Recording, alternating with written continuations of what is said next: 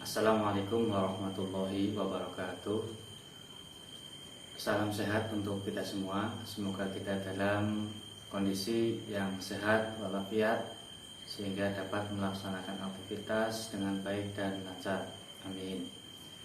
Oke, teman-teman mahasiswa dan juga ibu dosen, Ibu Indah Ayu Permana Pribadi SIPM SOS selaku dosen pengampu mata kuliah pemerintah daerah semester 4 yang saya hormati.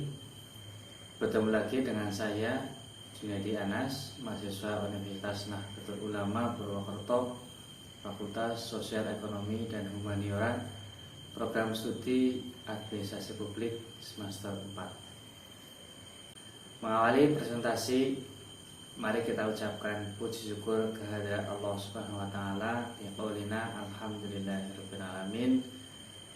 Tak lupa sholawat dan salam semoga tetap tercurah kepada baginda Nabi Muhammad sallallahu alaihi wasallam.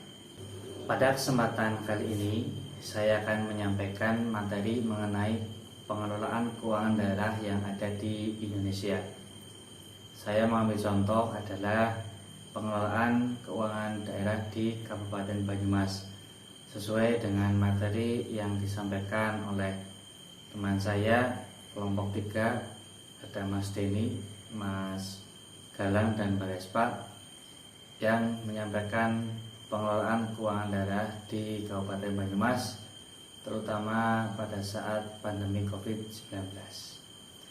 Oke, yang pertama adalah mengenai aturan pengelolaan keuangan daerah di Indonesia, di mana aturan pengelolaan keuangan daerah diatur dengan peraturan pemerintah nomor 12 tahun 2019 tentang pengelolaan keuangan daerah.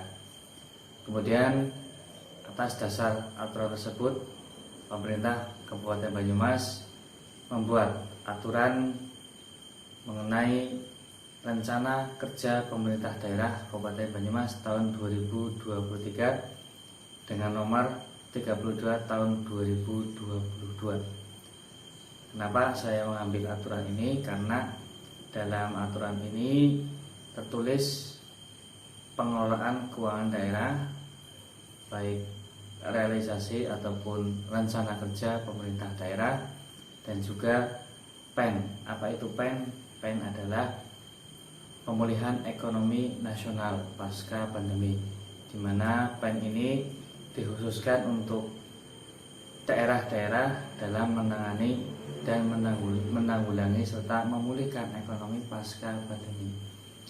Untuk PEN sendiri itu terbagi menjadi 6 program, di mana yang pertama adalah PEN kesehatan, PEN perlindungan sosial, PEN insentif usaha, PEN dukungan UMKM, PEN pembiayaan korporasi, dan yang keenam adalah PEN pemerintah daerah dan sektor kementerian lembaga.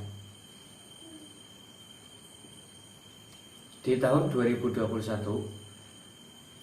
pemerintah Kabupaten Banyumas mendapat pinjaman PEN sebesar 200 miliar. Wah, angka yang fantastis, 200 miliar. PEN tersebut digunakan oleh pemerintah Kabupaten Banyumas untuk mengembangkan sektor pariwisata, di mana sektor pariwisata tersebut dibangun untuk sentra UMKM di Jalan Bung Karno atau yang kita kenal Menara Teratai, Menara Pandang. Kemudian ada pembangunan Taman Wisata Balai Kemambang dan pengembangan lokal wisata Batu Raden. Nah, PEN tersebut diserahkan oleh pemerintah pusat kepada daerah, tidak serta-merta pemberian secara hibah ataupun secara cuma-cuma, tapi ini adalah pinjaman, di mana pinjaman harus dikembalikan. Nah, di bawah ini ada kerangka pendanaan daerah Kabupaten Banyumas tahun 2021 sampai 2022 dan proyeksi tahun 2023. Oke, kembali ke pengelolaan keuangan daerah, di mana Kabupaten Banyumas mengelola pendapatan dari sektor 1, pendapatan asli daerah, pajak daerah, retribusi daerah, hasil pengelolaan kekayaan daerah yang dipisahkan, lain-lain pendapatan asli daerah. Nah, ini pendapatan yang dikelola oleh daerah. Kemudian pendapatan yang lain ada pendapatan dari transfer, pendapatan transfer pemerintah pusat, pendapatan transfer antar daerah, lain-lain pendapatan daerah yang sah, pendapatan hibah, lain-lain pendapatan sesuai dengan ketentuan peraturan perundang-undangan. Kemudian pada kolom selanjutnya di sini diterangkan bahwa pendapatan harus diimbangi dengan belanja, atau sebaliknya belanja harus diimbangi dengan pendapatan yang sesuai.